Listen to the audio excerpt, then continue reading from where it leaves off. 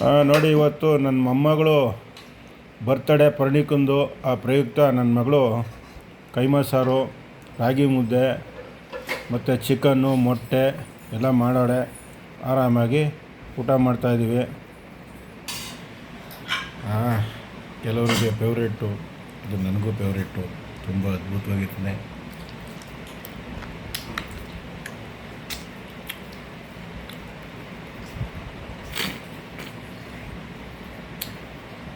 Super.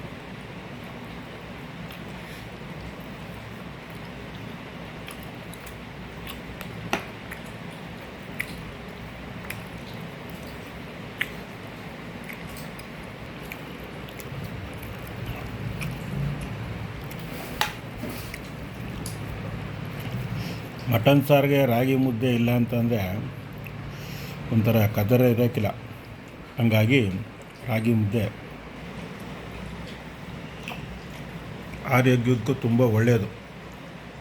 ಈ ಮಾಂಸ ಸಾರು ತಿನ್ನೋ ಟೈಮ್ನಲ್ಲಿ ಸರಿಯಾಗಿ ನಾಲಿಗೆ ಒಳ್ಳೋದಿಲ್ಲ.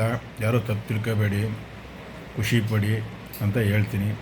ಆಹಾ ಓ ಚರ್ಬಿ, ಓಹೋ ಓ ಚರ್ಬಿ, ತಿಂತಾ ಇದ್ರೆ ಆಹಾ ಓಹೋ.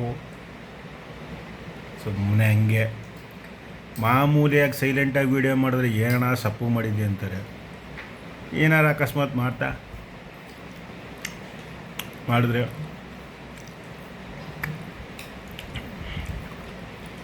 ಅದೇನು ಸುಂದರಣ ಸೌಂಡ್ ಕೊಡ್ತೀಯಾ ಅಂತಾರೆ.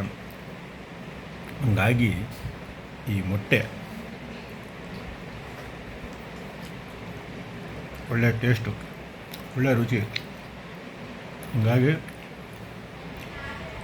ಕೈಮಾ ಉಂಡೆ, ಮಟನ್ ಕೈಮಾ ಉಂಡೆ ಚಿಕನಲ್ಲೂ ಮಾಡ್ತಾರೆ. ಮತ್ತೊಂದು ದಿವಸ ಚಿಕನಲ್ಲಿ ಮಾಡೋದನ್ನು ಹಾಕಿ ತಿಂದು ತೋರಿಸ್ತೀನಿ. ಆದವ್ರು ಮಾಡ್ಕೊಂಡು ತಿನ್ನಿ, ಖುಷಿ ಪಡೋರು ಖುಷಿ ಪಡಿ.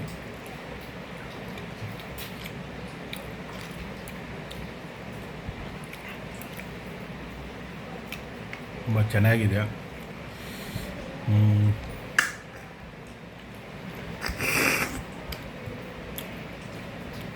ನನ್ನ ಮೊಮ್ಮಗಳು ನೋಡ್ತಾವಳೆ ನಮ್ಮ ತಾತ ಏನು ಹಿಂಗೆ ಎಳಿತಾವನಿಲ್ಲ ಅಂತ.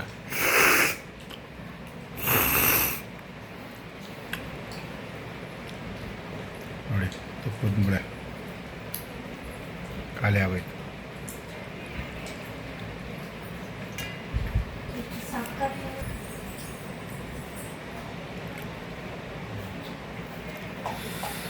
ಸಖತ್ತಾಗಿದೆ. ತಿಂತಾಯಿದ್ರೆ ಬಂಬಟ್ಟು, ಸೂಪರು, ವಾವ್, ಸಖತ್ತಾಗಿದೆ.